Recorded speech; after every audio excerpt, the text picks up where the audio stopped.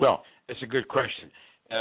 When you have a hanging scenario like this and you have damage internally to the neck structures, then it's sometimes not possible to differentiate a pre-hanging strangulation followed by a staged hanging.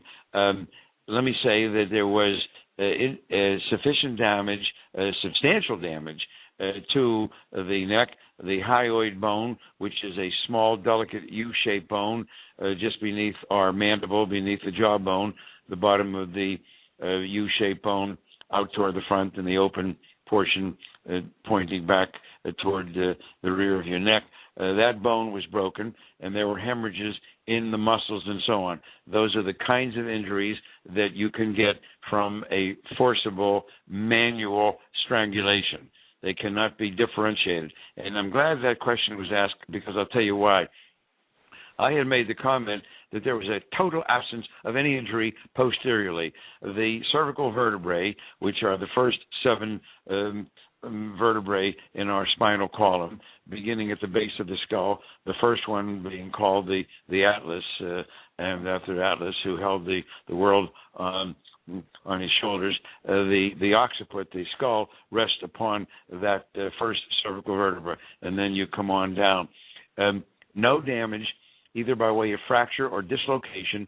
Also, no damage to the delicate muscles and ligaments and tendons that lie on the front of and the back of and to the sides of the vertebral column. No damage at all. None found by Dr. Lucas and none found by me. And, well, then they say, well, you don't always have to have damage in an executioner's type of hanging. I'll agree that you don't always have to have it. But isn't this interesting? You have all that damage anteriorly, fracture of the hyoid bone, hemorrhages and so on, all that force in the front, and not one single drop of blood, not one slight 1 millimeter tear of any soft tissues in the rear. So isn't that interesting too? So I'm not saying she was strangled, but I want to make it clear that there is no way, in my opinion, that it can be stated that they can rule out that she was strangled first and then hanged. That cannot be ruled out. That is a definite possibility. I'm not saying that it occurred, but I want to make it clear, and I'm going to repeat it for emphasis. It cannot be ruled out. Certainly, given that distance, you would think, especially, there would be at least some damage to the ligaments.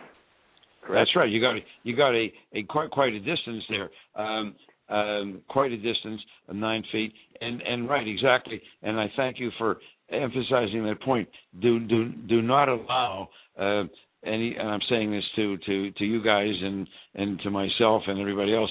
Do not allow them to focus solely upon the absence of fractures. I've made it clear from the beginning. I'm not talking about only a cervical vertebral fracture or a dislocation. I'm also talking about muscles and ligaments and tendons, and there is no pulling, no tearing, no distortion, no disruption, no bleeding at all posteriorly. And I don't believe that would happen, especially in the presence of all those severe injuries in the front of the neck. How could it be that the back of the neck sustains zero trauma? You've obviously seen the injuries, and you've noted that the rope, the furrow from that the rope made as it encircled her neck was considerably higher than that.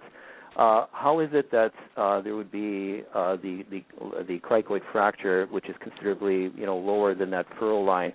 How is that made? And there's no indication of any sort of abrasions in terms of, say, for example, if the rope was at around that point and slipped up, I would expect there would be sort of abrasion marks that would indicate the slide of that rope.